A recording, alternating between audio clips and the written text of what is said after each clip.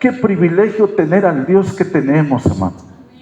Qué privilegio tan grande, hermanos, porque es un Dios poderoso, que no hay nada ni nadie que le pueda hacer frente, ni el mismo diablo puede hacerle frente a este Dios tan grande, hermanos.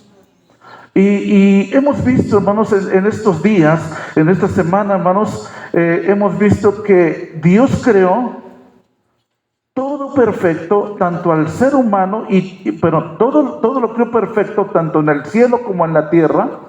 Dice la Escritura que vio Dios que era bueno en gran manera.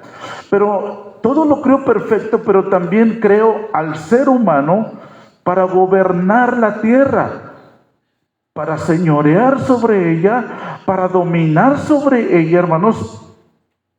Porque la vida del hombre en el universo, en la tierra, hermanos, es la cosa, la creación más importante de Dios. Nosotros somos más importantes que los animales, más importantes que la vegetación. Dice la Escritura que el Señor nos hizo, nos creó para señorear, para dominar, para gobernar, para reinar sobre la tierra. Eso es lo que vimos ya en tiempo atrás, hermanos. Pero otra cosa que también vimos, hermano, de la mala noticia, hermanos, es que ángeles en el cielo, entre ellos Lucifer, hermanos, se rebelaron y quisieron darle a Dios un golpe de estado, hermanos, y lógicamente fueron derribados. Ya lo vimos bíblicamente, hermanos, fueron derribados, fueron echados del cielo hacia abajo, hermanos, y lamentablemente, hermanos, el hombre, el enemigo hizo caer al humano, al ser humano, hermanos, a través de Adán y Eva, hermanos, y con ello, hermanos, el enemigo, el maligno, hermanos, le robó al ser humano la autoridad de gobernar sobre la tierra. Nos robó, nos agandalló la autoridad. Y ahora el mismo Señor Jesucristo, cuando estuvo aquí en la tierra, dijo que Satanás es el príncipe de este mundo. Pero al principio, hermanos, ¿quién gobernaba? Antes de la caída, ¿quién gobernaba? ¿El humano o Satanás? El humano. ¿Se acuerdan que hasta Adán le puso nombre a todos los animales?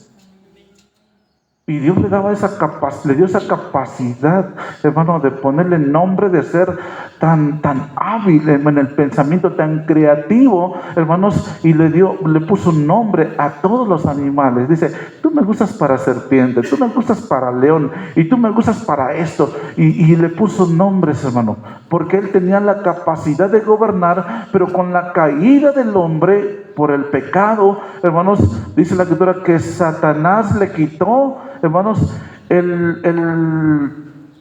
la autoridad que Dios le había dado para gobernar. Ahora, ¿quién es el príncipe de este mundo? La palabra príncipe quiere decir que es quien gobierna, quien domina, quien mueve los pensamientos, hermano.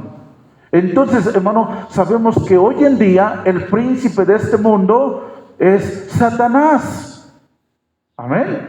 Aunque esto tiene un final feliz, hermanos, pero ahora vemos, hermano, ahora vamos a ver algo que se llama, o algo que le hemos puesto, hermanos, buenas noticias. Buenas noticias.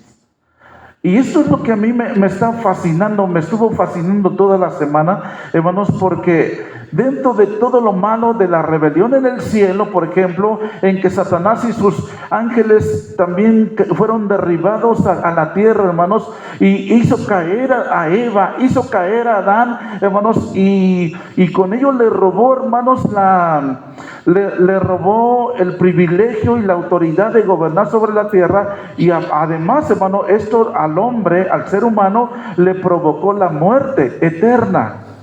Entonces, hermano, pero hay una buena noticia. Y la buena noticia, hermanos, vemos ahí en Marcos capítulo 1, versículo 1, hermanos, y dice ahí la palabra del Señor, principio del evangelio. ¿Alguien sabe qué es evangelio, hermanos? Yo sé que saben. Ayúdenme. ¿Qué es? ¿Cómo? A ver, otra vez. las buenas nuevas o buenas noticias. Amén. Y ahí en Marcos 1:1 dice, principio del Evangelio de Jesucristo. A ver, dice, aquí nos confirma, Evangelio quiere decir buena noticia. Si lo tradujéramos de esa forma, diría principio de las buenas noticias. Y en el mundo, hermanos, la mayoría son malas noticias. Entonces, hermano, Evangelio quiere decirnos buena noticia. Hermanos, las buenas noticias dice aquí de Jesucristo. Hermanos, pero también dice aquí que Jesucristo es ¿qué? ¿Qué es? Hijo de Dios. Si se da cuenta, aquí dice principio del Evangelio de Jesucristo, un ángel creado. ¿Así dice? Quiere decir que entonces Jesucristo no es un ángel creado. Por allá hay algunas sectas, hermano, que dicen que Jesús es un ángel, uno de los ángeles creados. Pero aquí no dice eso. Aquí dice que Jesucristo es el Hijo de Dios. Y la palabra Hijo de Dios habla de esencia. En otras palabras, con el hecho de decir que Jesucristo es el Hijo de Dios, quiere decir que Él es Dios. Amén. Él es Dios, porque es igual al Padre. Aquí hijo no se refiere al factor edad. Muchas veces lo relacionamos con el tiempo. Y algunas veces piensan, mi hija no puede ser igual que yo porque yo soy más grande de edad. Y muchas veces la palabra hijo lo relacionamos con un rango o con tiempo. Y no, en la Biblia la palabra hijo no se relaciona con eso. Por lo menos tratándose de Jesucristo, se relaciona más que nada con la naturaleza de la persona. Amén. Por eso cuando la Escritura dice que Jesucristo es Hijo de Dios, quiere decir que es coigual al Padre. En otras palabras, también es Dios. Jesucristo es Dios. Amén. Entonces, por eso aquí quiero acentuar esto de que no dice que Jesucristo es un ángel creado, porque todos los ángeles son creados, al igual que usted y que yo. Nosotros somos creados, somos creación, criaturas de Dios. Amén. Entonces, hermano, pero Él no es un ángel creado. Él simple y sencillamente es el Hijo de Dios. ¿Cuántos dicen amén? Amén. Y ahí en Juan capítulo 1, versículo 1 al 3, todos lo conocen, creo yo, dice, en el principio era el Verbo. Dice, en el principio era el Verbo. Bueno, yo lo leo aquí. Dice, y el Verbo era con Dios. Y el Verbo era Dios. Amén. En el griego lo dice al revés. Y Dios era el Verbo. Y Dios era el Verbo. ¿Se da cuenta cómo la situación como que cambia y como que acentúa más que Jesucristo? Porque más adelante dice, vamos a seguir leyendo el siguiente versículo. Este era en el principio con Dios. Todas las cosas por Él fueron hechas y sin Él nada de lo que ha sido hecho fue hecho. Amén. Jesucristo es Dios. Y vemos aquí en esta palabra, hermanos, que dice, todas las cosas por Él fueron hechas. Y entonces, ¿cómo está eso? Si todas las cosas fueron hechas por Jesucristo, el Hijo de Dios, entonces ¿por qué dice Génesis 1:1, en el principio creó Dios los cielos y la tierra? ¿Se da cuenta que cómo al relacionarlos Jesucristo es Dios? En el principio, en Génesis dice, en el principio creó Dios los cielos y la tierra. Pero aquí dice, todas las cosas fueron hechas ¿por quién? Por Jesucristo. Amén. Entonces, por eso es que lo que dice en Génesis, en el principio creó Dios, en esa palabra Dios, hermanos, está también incluyendo a la segunda persona de la Trinidad, que es Jesucristo. Ahora, si nos vamos al hebreo, hermanos, diría esto: en el principio creó Elohim. los cielos y la tierra. ¿Y qué es la palabra Elohim? La palabra Elohim es el nombre plural de Dios. Si dijera nomás en el principio creo Él, la palabra Él es el nombre singular de Dios. Es decir, cuando habla de un solo Dios. Pero cuando habla de Elohim, está hablando del nombre plural de Dios. Ahí, y ustedes todos saben, hermano, que un plural, hermanos, es cuando habla de por lo menos dos, ¿o no? Si no son dos, entonces no es plural, es singular. Pero si Elohim es plural, el nombre plural de Dios, entonces quiere decir que por lo menos son dos. Pero a través de toda la palabra de Dios entendemos que no son dos, sino son tres. Amén. Entonces, dicho, digamos, parafraseado, diría, en el principio creó el Padre, el Hijo y el Espíritu Santo, los cielos y la tierra. ¿Se dan cuenta, hermanos? Y vemos, hermanos, vamos a seguir adelante, hermanos. No fue creado, Jesucristo no fue creado, aquí en Juan 1 al 3, dice que Jesucristo no fue creado, sino Él siempre ha existido. En el principio era el Verbo. Ahí no dice que fue creado. Ahí dice que cuando se hizo la creación, que es el principio, Jesucristo ya existía. Amén. Y entonces no fue creado. Él es, dice aquí, por quien todas las cosas fueron hechas. Y sin Él, nada de lo que fue hecho hubiese sido hecho. Amén. Entonces, Jesucristo es creador. Junto con el Padre, que es Jehová, hermanos, y junto con el Espíritu Santo. Porque dice la Escritura que en el principio el Espíritu de Dios se movía ¿dónde? Sobre la faz de las aguas. Es decir, estaban interviniendo, estaban trabajando, amén, en la creación. Y dice la palabra de Dios, vamos a Hebreos 1:2.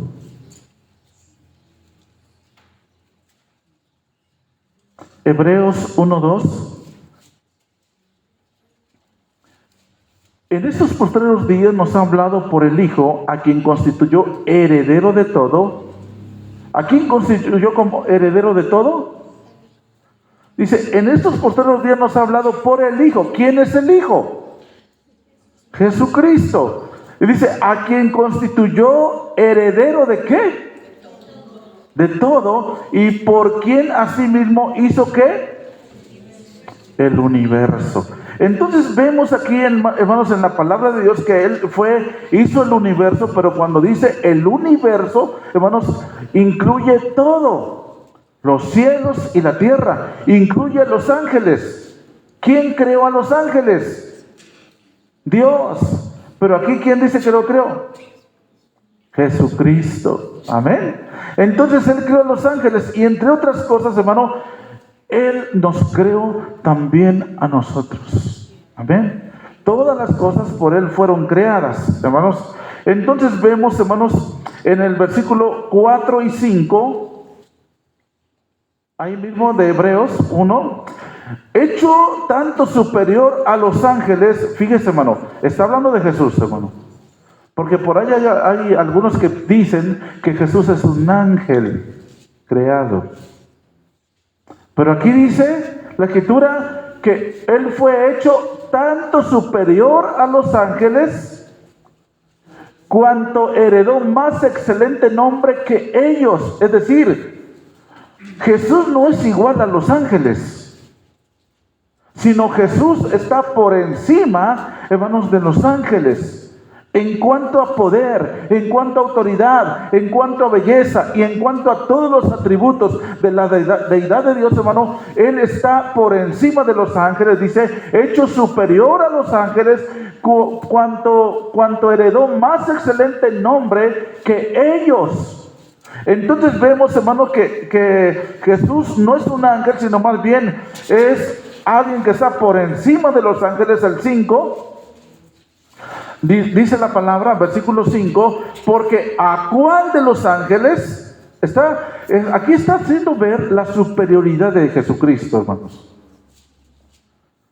Dice, porque ¿a cuál de los ángeles dijo Dios jamás, mi hijo eres tú, yo te he engendrado hoy, y otra vez yo seré a él padre, y él me será a mí hijo?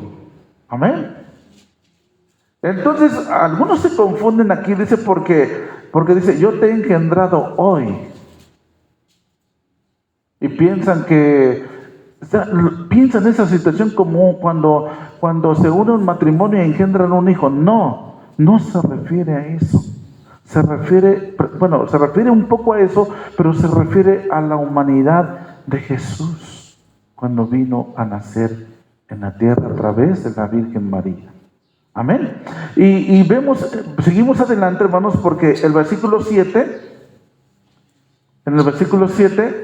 ¿están ahí, hermanos? Aquí mismo de Hebreos 1, versículo 7.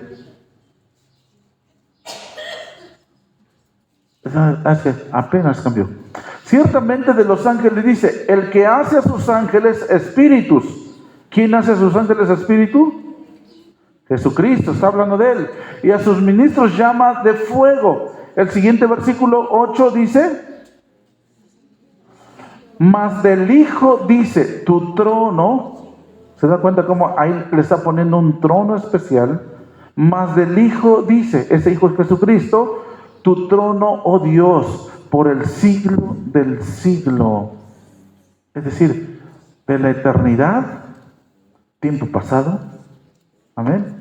O sea, la eternidad en tiempo pasado es que nunca tuvo principio. Dice desde el siglo y hasta el siglo. Cuando dice del siglo, tiempo pasado, hasta el siglo es tiempo futuro. Dice que Jesucristo no tiene principio, es eterno. Tampoco tiene fin, es eterno. Y para que alguien, y el único que puede ser eterno en toda la plenitud de la palabra es Dios. Nadie más. Nosotros somos eternos, pero en tiempo futuro, no en tiempo pasado, porque tuvimos un principio. Nacimos de papá y mamá, o de mamá. Hermanos, entonces, hermano, sí tuvimos un principio, somos eternos, pero esa eternidad nuestra, hermanos, es no en su totalidad, porque solamente podemos hablar en tiempo futuro, no en tiempo pasado. Pero Jesucristo dice, desde el siglo, por el siglo del siglo, dice, cetro de equidad es el cetro de tu reino. Es decir, a Jesucristo, diferente a nosotros, Él sí tiene un trono. Él sí tiene un reino. Amén. Entonces, Él es el Rey con R mayúscula. Entonces, hermano, y nosotros somos un pueblo, hermanos, un pueblo que somos parte del reino de Dios. Entonces, hermano, seguimos adelante. En Juan 1:14, ahí dice la palabra, voy a ir un poquito así, hermano, no acostumbro a dar muchas citas, pero esta vez tengo que hacerlo, hermanos. Juan 1:14 dice que ese verbo, y aquel verbo fue hecho carne, ¿y qué pasó? Y habitó entre nosotros. Y al habitar entre nosotros, ¿qué pudimos ver de Dios? Y vimos su gloria como del unigénito del Padre, lleno de gracia y de verdad. Y si volvemos a Hebreos 1:3, el cual siendo el resplandor de su gloria y la imagen misma de su sustancia, quien sustenta todas las cosas con la palabra de su poder, habiendo efectuado la purificación de nuestros pecados, por medio de sí mismo, se sentó a la diestra de la majestad en las alturas. Dice aquí, el cual siendo el resplandor de su gloria. Amén. El resplandor de su gloria y la misma sustancia, hermanos, de Dios. Ambos textos, hermanos, que leímos en Juan 1:14 y Hebreos 1:13, hermanos, ambos textos afirman que Jesús es el Hijo de Dios porque es igual a Dios. Es coigual en naturaleza.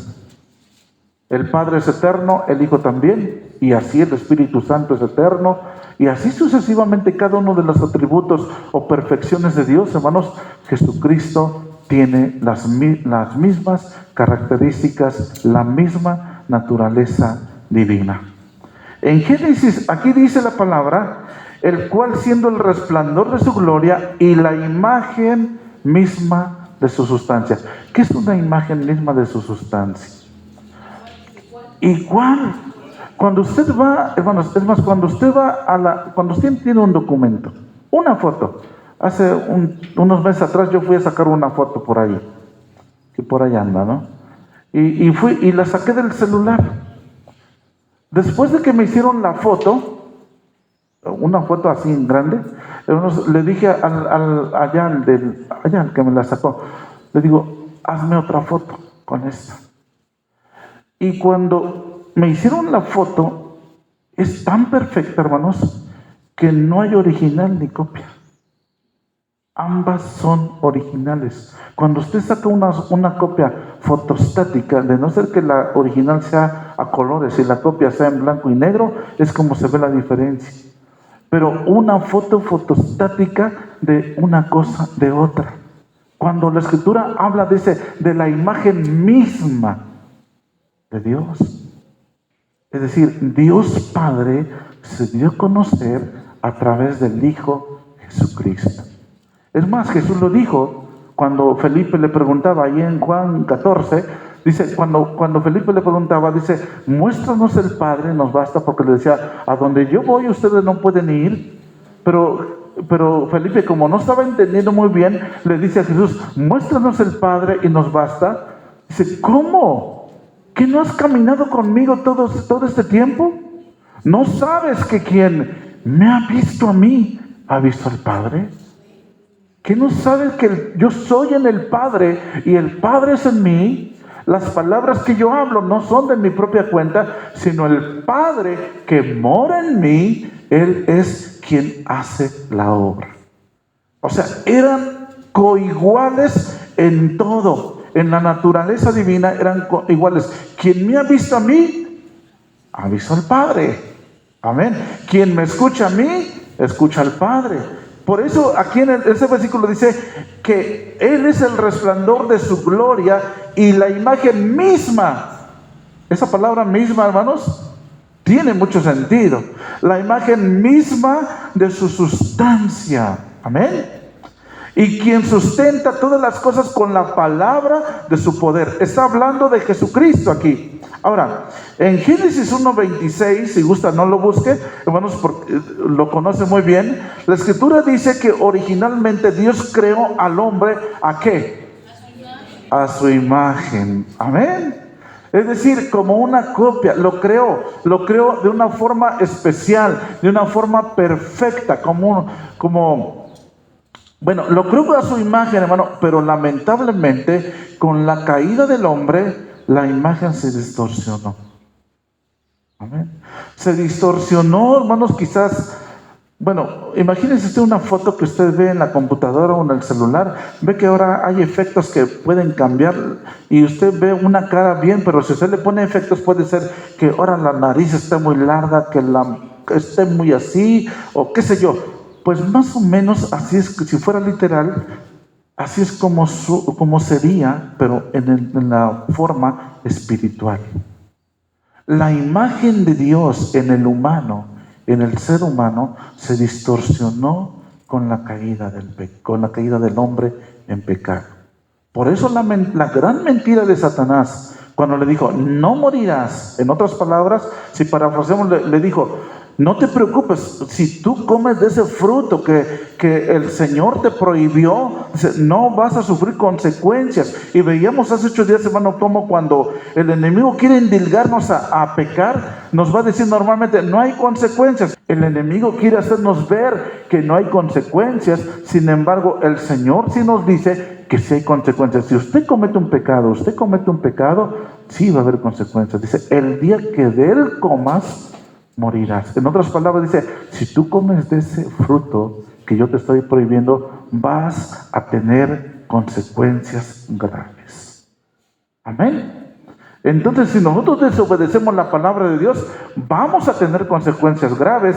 El enemigo trata de decirnos que no, pero entre otras de las consecuencias que sucedieron con la caída del hombre en el pecado, es que la imagen de Dios en el ser humano se deformó. Se deformó. Imagínese una imagen de usted ahora con la cabezota hasta acá,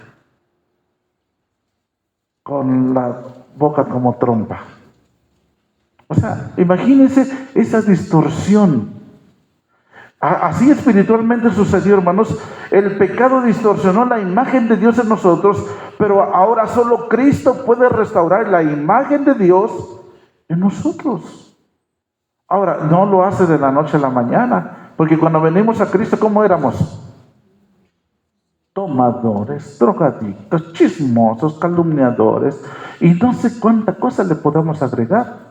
Y todos esos pecados, hermano, distorsionaban la imagen de Dios. Pero al paso del tiempo, en nuestra vida cristiana, se nos va quitando el chisme, la calumnia, el vicio. Y cada que quitamos algo de eso, como que nuestra imagen vuelve a su normalidad. Si teníamos la cabezota acá, quitamos la mentira, ya. Y quitamos la calumnia, ya. Quitamos el vicio, ya. Hasta que la imagen de Dios se vuelva a reflejar nuevamente en nosotros. Amén. Y eso lo vamos a lograr, hermano, en la medida que vayamos obedeciendo a la palabra. Amén. Entonces, hermano, aunque el pecado distorsionó la imagen de Dios en nosotros, Cristo la puede restaurar nuevamente. Esa imagen que al principio con el cual creó al ser humano. ¿Y eso cómo lo hizo? Aunque estuvo con Dios desde el principio, cuando vino a nacer esta tierra, hermanos, el Señor le dijo, no sé si usted se acuerda, pero el ángel le dijo a José, cuando se acuerda que le iba a dejar a María, porque cómo es posible que salió embarazada y qué pasó de ahí, ¿no? Mientras él pensaba en dejarla, el ángel en sueños se le apareció. Dice, no temas en recibir a María, tu mujer, porque lo que en ella hay del Espíritu Santo es. Y además le dice, y le pondrás por nombre Jesús. ¿Por qué? Porque Él salvará a su pueblo de sus pecados. Dice la palabra, dice el apóstol Pablo, que el aguijón del pecado, el aguijón de la muerte, perdón, es el pecado. Entonces, cuando Cristo vino a dar su vida, la palabra Jesús quiere decir, Él salva o al rescate. Entonces, cuando el Señor vino a la tierra, hermanos, Él vino, hermanos, a atacar el problema de raíz. ¿Cuál es el problema de la muerte? El pecado. El pecado es como un aguijón. Satanás, antes de la caída de Adán y Eva, hermanos, Satanás no tenía autoridad sobre el ser humano. No tenía autoridad sobre nosotros. Lamentablemente, quien le dio autoridad al principio, hermanos, fue Adán y Eva, porque ambos cayeron en el pecado. Ahora, a nosotros como hijos de Dios, hermanos, Satanás no tiene autoridad sobre nosotros. ¿Quién le da la autoridad? Nosotros somos los que le damos autoridad. Recuerde, el pecado es el aguijón de Satanás que nos da como resultado la muerte. ¿Y cuál es el aguijón? ¿Cuál es la daga? El pecado. Cuando usted y yo cometemos pecado, le estamos dando armas a Satanás para destruirnos. Porque el pecado destruye. El pecado trae consecuencias graves. Y por ejemplo, yo he sabido de personas que algunos son homosexuales. ¿Y qué resulta? Y he conocido personas. Algunas han sido sanadas y otras no. Han partido, pero algunos en aquel tiempo les daba SIDA o alguna enfermedad que ya no tiene cura. ¿Por qué?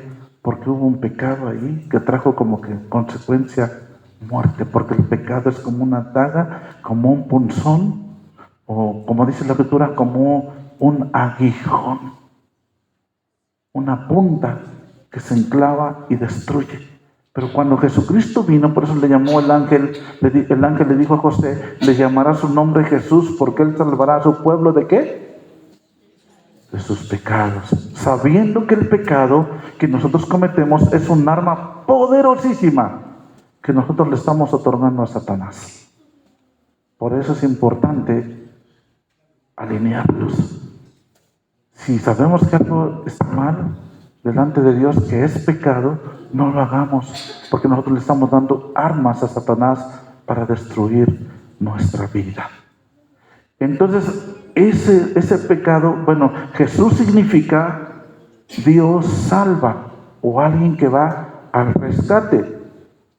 Después que el pecado entró, Jesús vino a atacar el problema de raíz. Y dice la escritura en Romanos 3:23, la paga del pecado es muerte. Entonces, el aguijón de la muerte es el pecado. Amén. ¿Cuántos han pecado? Bueno, ¿cuántos han pecado esta semana? Le estamos dando un aguijón a Satanás. Imagínense a Satanás como un león ahí, furioso sobre nosotros. Y nosotros obedeciéndole con el pecado, le estamos dando armas.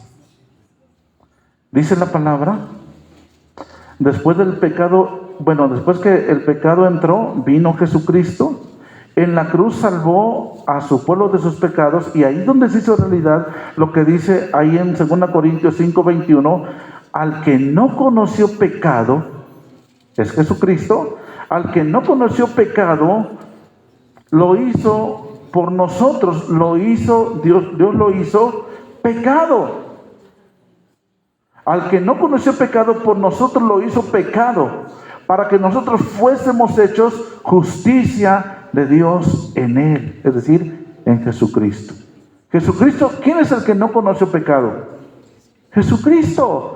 Pero por nosotros Dios le hizo pecado o pecador, para que a través de su muerte en la cruz nosotros pudiéramos tener ahora el perdón de nuestros pecados, y de esa forma Jesucristo le arrebató el aguijón a la muerte, que es el pecado, para que Satanás no tenga potestad o autoridad para destruir a los hijos de Dios.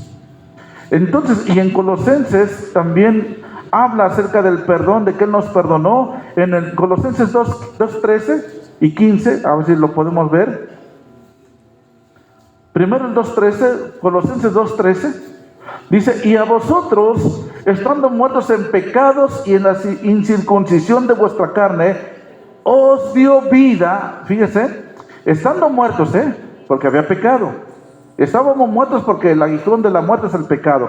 Dice, estando muertos en pecados y en la incircuncisión de vuestra carne, os dio vida juntamente con Él, perdonándoos. ¿Cuántos pecados? Todos los pecados. Amén. Qué precioso, hermanos, es que Él nos perdonó todos los pecados. Y en eso podemos pensar, hermano, en los pecados habidos y por haber. Porque si usted sigue viviendo mañana, ¿usted va a pecar? Pero yo creo que sí. Porque en por muy pecamos, ¿no? Porque ya nos insultaron, porque aquí, porque allá. Pecamos, y yo creo que casi diario. Pero dice la palabra que Él nos perdonó todos los pecados. Y en el versículo 15, bueno, el 14, el 14, anulando el acta de los decretos, ahorita no vamos a tocar este punto porque también es un punto importante, anulando el acta de los decretos que había contra nosotros, que nos era contraria, quitándola del medio y clavándola en la cruz, el 15, y despojando a los principados y a las potestades, los exhibió públicamente, triunfando sobre ellos en la cruz. La palabra despojar aquí, hermanos, significa desnudar, quitar el poder, la autoridad. Es decir, cuando Él muere en la cruz, hermano, le está arrebatando el poder de Satanás que tenía sobre nosotros. Porque Él pagó la deuda de nuestro pecado. Y al pagar la deuda de nuestro pecado, le quitó el aguijón, le quitó el arma poderosa que tenía Satanás contra nosotros para destruirnos y matarnos, hermano. Pero aquí dice la palabra, y despojando. ¿De qué los despojó? Del poder, de la autoridad, hermano, del señorío que Satanás tenía sobre nosotros. Y dice, y despojando a los principados y a las potestades, los exhibió públicamente. Amén. Los exhibió públicamente, triunfando sobre ellos en la cruz. Amén. Triunfó sobre ellos en la cruz. Entonces, hermanos, el enemigo, y esto es importante, hermanos, el enemigo es alguien que ya está vencido. ¿Cuántos dicen amén? El enemigo es alguien que ya está vencido. Ahora, cuando alguien está vencido, ¿debemos tenerle miedo? ¿Por qué a veces le tienen miedo? ¿Alguna vez usted ha tenido miedo? Sí, yo también. Pero muchas veces porque no hemos asimilado, hermanos, la grandeza del poder que el Señor le arrebató en la cruz. Y hay gente tan extravagante que decían los viejitos, a legua se ve, no sé ni qué es eso, pero entiendo que es que a primera vista, ¿cómo? A la distancia. Bueno, se ve luego, hermanos, que son satanistas. Entonces, hermano, vemos en la palabra del Señor, hermanos, Él los despojó, Él los exhibió. Y a veces, hermano, cuando vemos gente como esa, yo estaba viendo hace un tiempo, alguien, hermanos, un video donde estaban haciendo una nueva secta, hace como 3 años, no tiene mucho que surgió esa secta, que se llama la secta de los luciferinos. Entonces, hermano, y cuando yo veía eso, digo, ay, qué tanta maldad hay ahí. Es más, a veces yo me he encontrado personas, hermano, que con el simple hecho de verlos, hermano, se ve que están sumergidos en el ocultismo. Y algunas veces, hermano, me acuerdo cuando yo estaba lidiando, hermanos, con una persona que estaba poseído por el mal allá en Puebla, hermanos, cuando yo lo vi, me estremecí, hermanos, y hasta así se me enchinó como la piel y me dio miedo. Pero ahora entendemos por la palabra que Satanás está vencido en la cruz del Calvario. Y alguien que está vencido, por lo menos usted y yo, no le debemos tener miedo.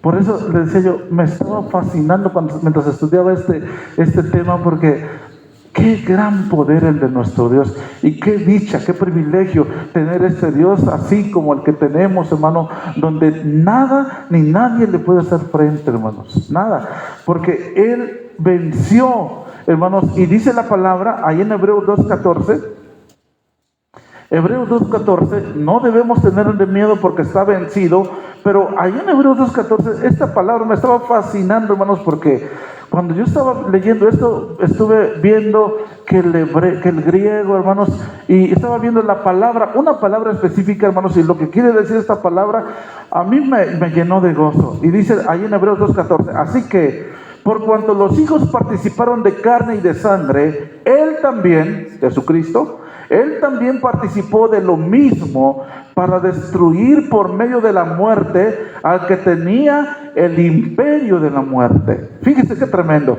Destruir por medio de la muerte al que tenía el imperio de la muerte. ¿Y quién es este?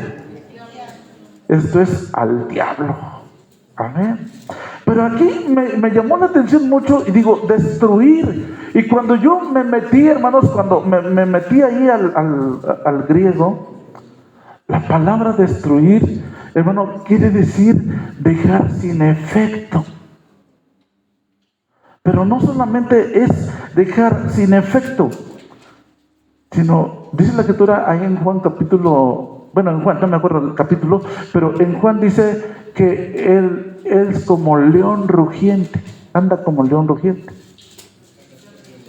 Y como león, ahora, cuando dice deja sin efecto, imagínese a un león rugiendo, así como que está sobre usted, así rugiendo, pero con una furia de aquellas. Pero dejar sin efecto, en el griego quiere decir también como un animal, no es un león precisamente, pero como dejar sin efecto es como un animal furioso que se quiere ir sobre usted para morderle. Imagínese un perro, pero dejar sin efecto es decir, dejar sin dientes.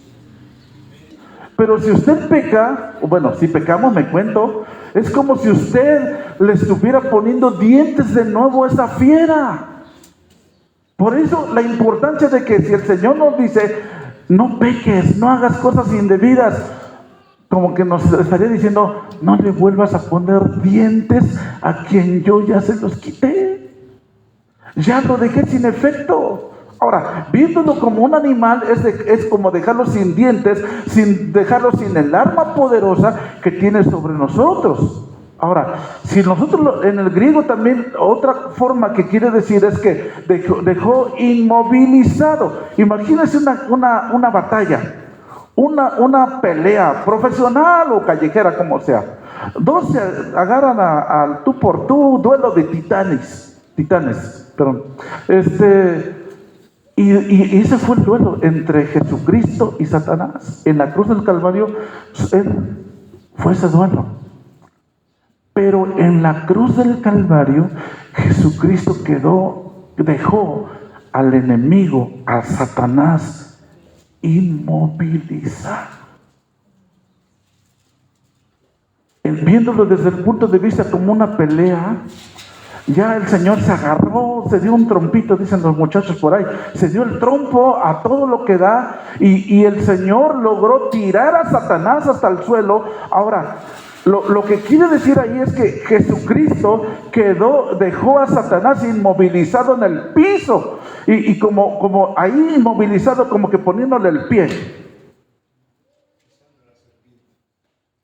Ajá. Así lo dejó. Inmovilizado.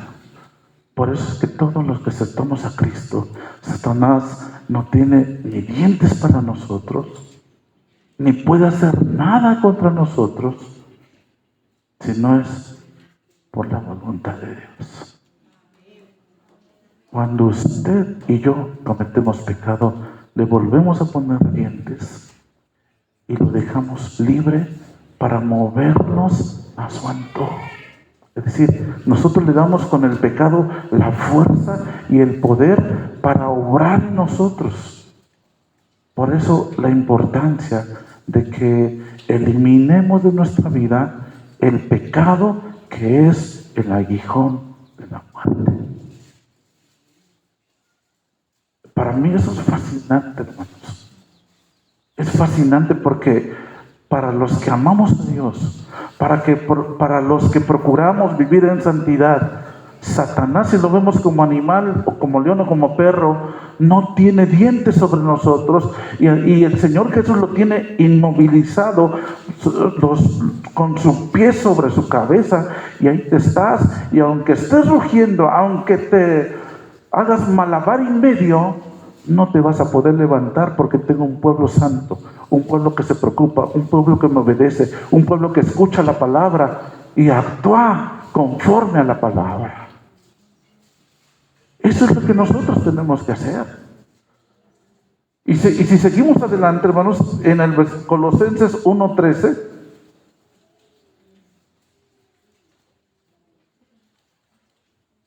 dice la palabra, el cual nos ha librado, qué tremendo, mire, el cual nos ha librado de la potestad, ¿de qué?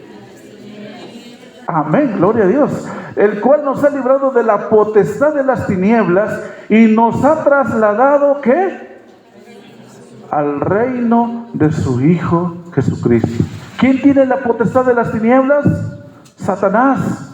Pero de ahí nos arrebató de ahí nos sacó, dice, el cual, dice aquí, nos libró o nos ha librado de la potestad de Satanás, de las tinieblas, y de allá nos sacó, hermanos, y nos trasladó al reino, ¿de quién?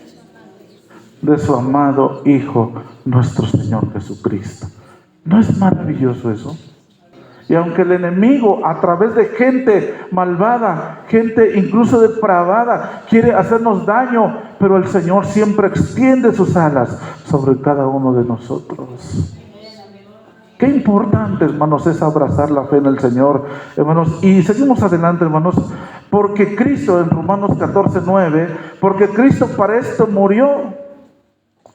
Porque todo esto, hermanos, todo esto se oye bonito. A mí me suena bastante bonito. Es más, me llena de alegría el saber de este Dios que vence, este Dios que conquista, este Dios que protege, este Dios que siempre está con nosotros. Pero ahora, ¿cómo lo comprobamos? ¿Cómo Dios comprueba todo esto que es real? Porque Él dice que Él lo venció en la cruz y lo exhibió públicamente y nos trasladó de donde estábamos, de las tinieblas, y nos trajo a su luz, al reino de su amado Hijo Jesucristo. Pero ¿cómo nos comprueba Él? ¿Cómo comprobó Él que esto era veraz? Que esto era una realidad ahora en nuestra vida. ¿Cómo lo comprueba? Y eso es lo que dice aquí en Romanos 14:9. Dice, porque Cristo para esto murió y resucitó. Y volvió a vivir para ser Señor así de muertos como de los que viven. ¿Cómo se comprueba? Cuando Jesús estaba en la cruz, Satanás todavía estaba alegre, haciendo fiesta y demás. Es más, cuando a Jesús lo sepultaron, Satanás estaba feliz. Lo matamos. Ahora somos los reyes. Pero no contaba con que el tercer día Jesús iba a resucitar. Y cuando Satanás ve que se abre la tumba y sale Jesucristo con poder y gloria, Satanás quedó derrotado. Jesús le demuestra que tiene el poder sobre el infierno y sobre la muerte.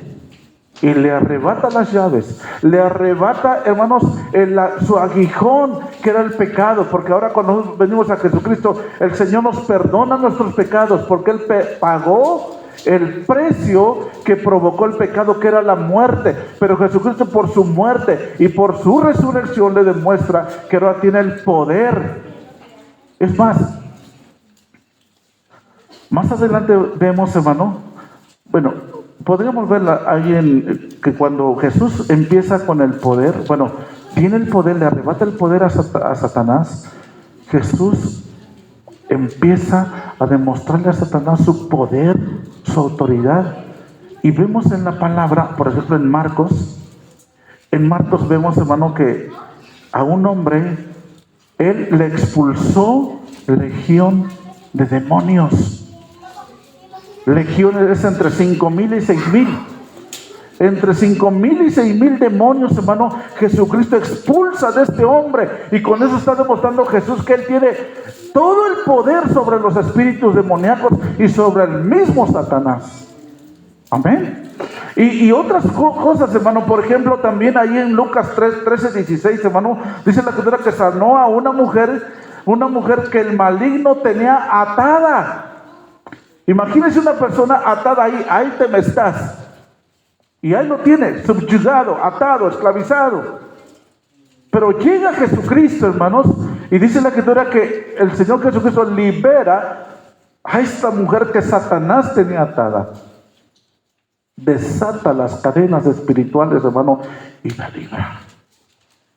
Y le demuestra una vez a Satanás que Él tiene todo el poder. No solo eso, todos los evangelios, hermanos, están llenos de casos como estos. Por mencionar solamente otro, hermanos, ahí en Juan 11, dice la escritura que incluso cuando, ¿se acuerdan de Lázaro? Estaba muerto, ya hacía 4 días que estaba ahí encerrado. Ya en la tumba, no encerrado, en la tumba. Y llega Jesucristo y le dices: Lázaro, ven fuera. ¿Y qué pasó? Lázaro salió fuera y le demuestra a Satanás que él tenía el poder sobre la misma muerte. ¿Se da cuenta? Qué precioso es nuestro Dios, hermanos. Y podemos ver otros muchos, hermanos, pero estos y muchos otros casos demuestran que Jesús es más fuerte y de mayor autoridad. Y vemos que para esto apareció el Hijo de Dios, para deshacer las obras del diablo. Las obras del diablo que estaban atándole a usted, esclavizándole, que tenían las cadenas espirituales sobre nosotros, hermano, con un trágico final, hermano, que era nuestro destino, hermanos. Pero sin embargo, el Señor, con su muerte y resurrección, cambió totalmente ese trágico final en el cual usted y yo estábamos confinados. Ahora vemos, hermano, que Jesús es el Señor o dueño de todo y de todos. Pero al ser ahora, al restaurar, al recuperar Él el poder y el señorío, Él también delega autoridad para usted y para mí. Ahora, no sé si usted se acuerde, en la primera ocasión, hubo 2 o 3 veces, pero una ocasión Jesús les dice a sus discípulos, los envió a predicar. ¿Se acuerdan que fueron de 2 en 2? Y les dijo Jesús: yo les doy autoridad sobre toda enfermedad, sobre los espíritus malignos, sobre lepra y sobre todo lo que esté atado por el maligno. Dice: yo les doy autoridad para hacer todo eso. Ahora, para que Jesucristo les diera autoridad a sus discípulos, es porque Él la tenía. Amén. Él tenía el poder y la autoridad para darles esa misma autoridad, para que ellos pudieran sanar enfermos, limpiar leprosos, echar fuera demonios. Y esa autoridad se hizo visible, se hizo una realidad, hermano, porque no sé si usted se acuerda, pero cuando regresaron los discípulos, dice la Escritura, que llegaron emocionados. ¿Sí se acuerdan? Llegaron emocionados y los discípulos bien contentos, porque reprendieron un demonio y salía. Hasta ellos mismos quedaron sorprendidos. ¿Y de dónde me viene tanto poder? Pues es el poder que el Señor les dio. Dice: yo les doy autoridad. Y cuando regresaron emocionados, le empiezan a platicar a Jesús: oye, Señor, en tu nombre echamos fuera demonios, en tu nombre pusimos las manos sobre los enfermos y sanaban. ¿Por qué? Porque la autoridad que el Señor les dio era tan real, era tan, ¿cómo se dice? Tan verdadera. Gracias, hermano. Tan verdadera que se hizo efectiva cuando se encontraron en el campo. Ahora, dice: yo les doy autoridad sobre todo eso. Ahora, lo mejor del caso es que esa misma autoridad que les dio a sus discípulos, se la da a usted, se la da a usted, me la da a mí. Ahora, si alguien duda de esa autoridad, Jesús, precisamente antes de ascender al cielo, dijo ahí en Mateo capítulo 28, creo que el versículo 28, dice: toda autoridad me es dada en el cielo y en la tierra. ¿Cuántos dicen amén? Toda autoridad me es dada en el cielo y en la tierra. Por tanto, id y hacer discípulos. Entonces, lo voy a parafrasear. Entonces está diciendo: por tanto, yo les doy autoridad para que vayan y hagan discípulos y prediquen el evangelio por acá, por allá. Y como dice Hechos, capítulo 1, versículo 8, seréis testigos en Jerusalén, en toda Judea, en Samaria y hasta los términos de la tierra. Esa autoridad se las delegó a sus discípulos. Esa autoridad, cuando dice: toda autoridad me es dada en el cielo y en la tierra. Ahora, esa autoridad nos las delega a nosotros. Nos las delega porque ahora nosotros tenemos la capacidad, bueno, quizás la capacidad no sé muy bien, pero la autoridad por lo menos y el poder, hermano, para gobernar la tierra. ¿Por qué? Y algunos dicen: ¿dónde está tu trono? No. ¿Podemos gobernar México? No con un trono, pero sí con nuestra intercesión, con nuestra oración. Si usted está orando por la presidenta, usted está siendo parte de ese gobierno, porque sus oraciones son contestadas, son recibidas hasta el cielo. Y usted le dice a Dios: Señor, bendice a la presidenta, dale prudencia, dale sabiduría, que ella tome buenas decisiones, hermano. Esas oraciones son escuchadas hasta el cielo, y por su oración y por la oración de otros muchos que yo sé que están orando por ella, hermanos, usted y yo también estamos gobernando sobre la tierra. Amén. Entonces, hermano, vemos, hermano, el Señor nos da también el poder y la autoridad para gobernar sobre la tierra juntamente con Jesucristo, en lo espiritual y también en lo físico. Entonces vemos, hermano, que ellos predicaban, y ahora usted también tenemos la autoridad, hermano. Y el Señor dijo: toda potestad me es dada en el cielo y en la tierra, y con esa misma autoridad que yo tengo, ahora les doy esa autoridad a ustedes para predicar el evangelio. Y dice la palabra también ahí en Marcos, dice: y estas señales... esto es tremendo, hermanos, porque dice: estas señales seguirán a los que creen. ¿En mi nombre qué harán? En mi nombre pondrán las manos sobre los enfermos y sanarán. Amén. En mi nombre echarán fuera demonios, expulsarán demonios. En mi nombre, hermanos, aún dice: y si bebieran veneno, cosa mortífera es veneno, si bebieran veneno no les hará efecto. Amén. Porque el Señor nos ha dado el poder y la autoridad. Ahora, espero que no alguien quiera pensar que como el Señor nos ha dado autoridad y pues no me va a hacer efecto, me voy a tomar el veneno de ratas, porque el Señor me va a librar. No, eso es tentar a Dios. No tiente a Dios, porque si no va a pasar lo de Satanás cuando dijo Jesús: lo subió al pináculo del templo y dice: échate para abajo, porque a sus ángeles mandará cerca de ti. Y el Señor le dijo: no tentarás al Señor tu Dios. Amén. Hay cosas que no podemos hacer. Si estoy trabajando en la parte alta y por un descuido me caí, yo sé que Dios me puede librar, pero no porque yo intencionalmente vamos, porque el Señor... No, así no funciona. Es decir, Dios nos da a usted y a mí la autoridad y el poder. Dice la Escritura: tomarán en las manos serpientes, y si bebieren cosa mortífera no les hará daño. ¿Y qué? Y dice: y sobre los enfermos pondrán sus manos, ¿y qué pasará? Sanarán, hermano. El médico por excelencia. Amén. Y yo creo que todos hemos visto algo de esto en nuestra vida, en nuestros vecinos, la familia, los hermanos. Todos hemos visto esto. Que a veces no le damos la gloria de Dios porque somos malagradecidos.